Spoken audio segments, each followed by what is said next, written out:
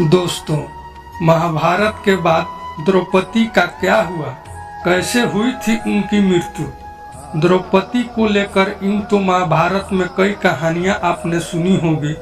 यहाँ हम आपको आज बताएंगे कि द्रौपदी की मृत्यु कैसे हुई थी। कौरव पांडवों के बीच लड़ाई से लेकर महाभारत युद्ध तक में द्रौपदी का वर्णन मिलता है। द्रौपदी पंचाल देश के राजा द्रुपद की कन्या थी। वह एक दिव्य कन्या थी। पांडवों के साथ परलोक की यात्रा के दौरान द्रौपदी की मृत्यु हो गई थी। महाभारत में द्रौपदी की भूमिका का काफी वर्णन मिलता है। कौरव पांडवों के बीच लड़ाई से लेकर महाभारत युद्ध तक में द्रौपदी का वर्णन मिलता है। द्रौपदी पंचाल देश के राजा द्रुपद की कन्या थी, जिसका जन्म अग्नि कुंड से हुआ था। कहा जाता है कि जब पांडव और कौरवों ने अपनी शिक्षा पूरी की थी तो द्रोणाचार्य ने उनसे एक गुरु दक्षिणा मांगी थी। द्रोणाचार्य ने वर्षों पूर्व द्रुपद से हुए अपने अपमान का बदला लेने का काम कौरवों और पांडवों को सौंपा था। उन्होंने पांडवों कौरवों से कहा कि पंचाल नरेश द्रुपद को बंदी बनाकर मेरे समक्ष लाओ। कौरवों ने पहले द्रुपद पर हमला किया, लेकिन वे हार गए। इसके बाद पांडवों ने द्रुपद पर हमला किया, जिसमें उन्हें जीत मिली। वे उन्हें बंदी बनाकर द्रोणाचार्य के पास ले आए। द्रोणाचार्य ने उनसे उनका आधा राज ले लिया और उन्हें छोड़ दिया।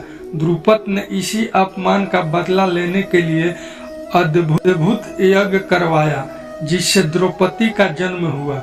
द्रौपदी का विवाह 5 पांडवों से हुआ था।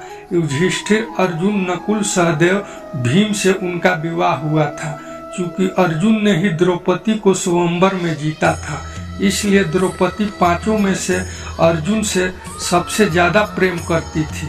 द्रौपदी की खूबसूरती पर कौरवों के बड़े भाई दुर्योधन की नजरें लगी रहती थी। एक बार दुर्योधन ने भरी सभा में द्रौपदी का चिर हरण किया था, जिसके बाद कौरवों और पांडवों के बीच महाभारत का युद्ध छिड़ गया था।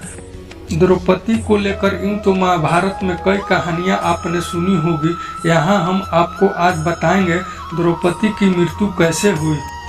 यदुवंशियों का राजपाट समाप्त हो जाने के बाद पांडवों को इसका काफी दुख हुआ। इसके बाद युधिष्ठिर ने वेद व्यास से अनुमति लेकर राजपाट छोड़कर परलोक जाने का निश्चय किया। पांडवों के स्वर्गारोहण की कहानी में इसका वर्णन मिलता है। महाभारत के 18 पर्वों में से एक महाप्रस्थानिक पर्व है, जिसमें पांडवों की महान यात्रा अर्थात मोक्ष की प्राप्ति का उल्लेख है। भारत यात्रा के बाद मोक्ष प्राप्त करने के लिए पांडव द्रौपदी के साथ हिमालय की गोद में चले गए। वहां मेरु पर्वत के पार उन्हें स्वर्ग का रास्ता मिला। 5 पांडव के साथ द्रौपदी और एक कुत्ता उनके साथ यात्रा पर था। इसी दौरान द्रौपदी लड़खड़ा कर गिर गई। भीम ने पूछा कि उसने कभी कोई पाप किया ही नहीं तो ये कैसे गिर गई। इस पर युधिष्ठिर ने कहा कि ये हम 5 में से अर्जुन को सबसे ज्यादा प्रेम करती थी। इतना कहकर वे उन्हें बिना देखे आगे बढ़ गए। इसी यात्रा के दौरान द्रौपदी की मृत्यु हो गई। इस यात्रा में से एक एक करके सारे पांडव भाई मौत की आगोश में चले गए। सबसे पहले इसमें द्रौपदी की मृत्यु हुई थी, लेकिन यहाँ रोचक बात यह है कि केवल युधिष्ठिर को ही स्वर्ग में प्रवेश करने की अनुमति मिली थी। दोस्तों, यदि ये जानकारी आप लोगों को अच्छी लगी हो तो इस चैनल को सब्सक्राइब, वीडियो को लाइक तथा शेयर जरूर करें, ताकि हम आपके लिए ऐसे ही रोचक जानकारी और लेकर आ सकें। अंत तक बने रहने के लिए आपका बहुत बहुत धन्यवाद।